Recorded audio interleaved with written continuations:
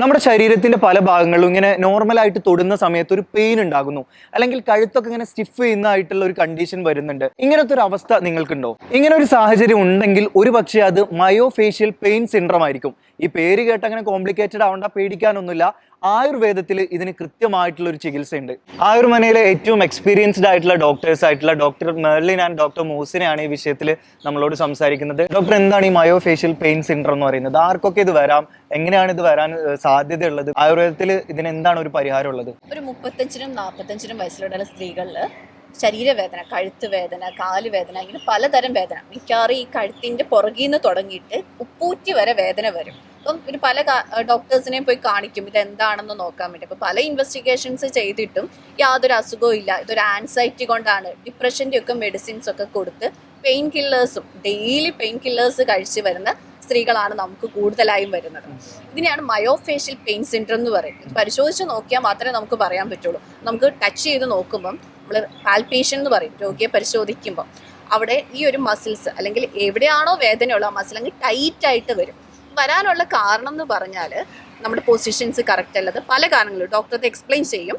പല കാരണങ്ങൾ കൊണ്ട് അങ്ങോട്ടുള്ള സർക്കുലേഷൻ കുറയുകയും ഓക്സിജൻ സപ്ലൈ കുറയുന്നത് കൊണ്ട് ആ ഭാഗത്ത് ടൈറ്റ് ആവും, മസിൽസ് അങ്ങ് ടൈറ്റായിട്ട് ആ വേദന വരും. അപ്പോൾ നമ്മളിവിടെയൊക്കെ പ്രസ് ചെയ്യുമ്പോഴത്തേനും രോഗി പറയും ഡോക്ടർ അവിടെ തന്നെയാണ്, ആ പോയിന്റിൽ എനിക്ക് ഭയങ്കര വേദനയാണ്. നമ്മൾ പ്രസ് ചെയ്യുമ്പോഴത്തേനും താഴേക്ക് റേഡിയേറ്റ് ചെയ്യും.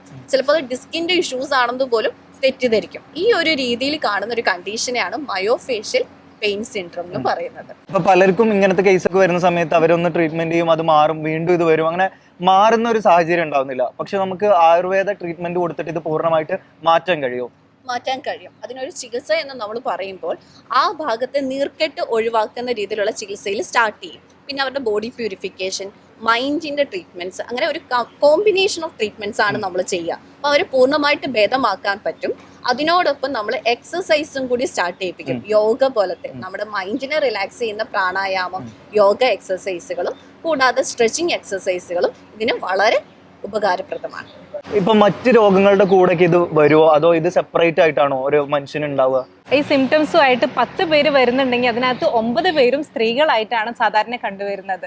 ഇതിൽ നമ്മൾ അനീമിയ, ബ്ലഡ് അയൺ കുറവ്, അല്ലെങ്കിൽ ഫെറിറ്റിൻ കുറവ്, ഹീമോഗ്ലോബിൻ കുറവ്, ഇതൊക്കെ ഇതിനോട് അസോസിയേറ്റഡ് ആയിട്ട് വരാറുണ്ട്. അതുപോലെ തന്നെ തൈറോയിഡ് ഹോർമോൺസ്, ആൻറ്റിബോഡീസ്, ആഷിമോട്ടോ തൈറോയിഡൈറ്റിസ് എന്ന് പറയുന്ന കണ്ടീഷനും അസോസിയേറ്റഡ് ആയിട്ട് വരാറുണ്ട്.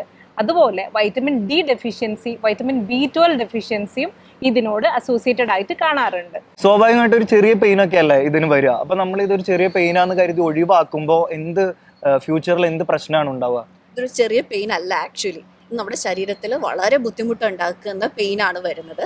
അത് തന്നെ സ്ലീപ്പിംഗ് ഡിഫിക്കൽട്ടി, രോഗിക്ക് ഉറങ്ങാൻ പറ്റാതെ വരിക, അവരുടെ ഡെയിലി ആക്ടിവിറ്റീസ് ചെയ്യാൻ പറ്റാതെ വരിക, വളരെ ക്ഷീണത്തോടു കൂടി വരും.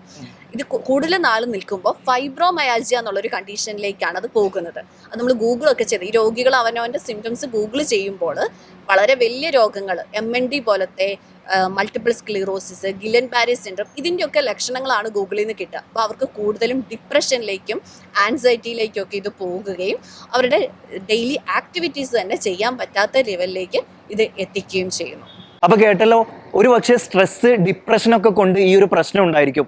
നമ്മളിതൊരു സാധാരണ പെയിനാണെന്ന് കരുതി പല ടെസ്റ്റുകൾ ചെയ്യും. അപ്പോൾ ടെസ്റ്റുകൾ ചെയ്യുമ്പോൾ അതിൻ്റെ റിസൾട്ട് കുഴപ്പമൊന്നുമില്ല എന്ന് വരുമ്പോൾ നമ്മൾ അങ്ങനെ ഇരിക്കും. ഇത് ടെസ്റ്റുകളിലൊന്നും ഒരു പക്ഷേ കണ്ടെത്താൻ സാധിക്കണമെന്നില്ല. അതുകൊണ്ട് തന്നെ ഇതിന് പ്രോപ്പറായിട്ടുള്ള ചികിത്സ ആയുർവേദത്തിലാണ്.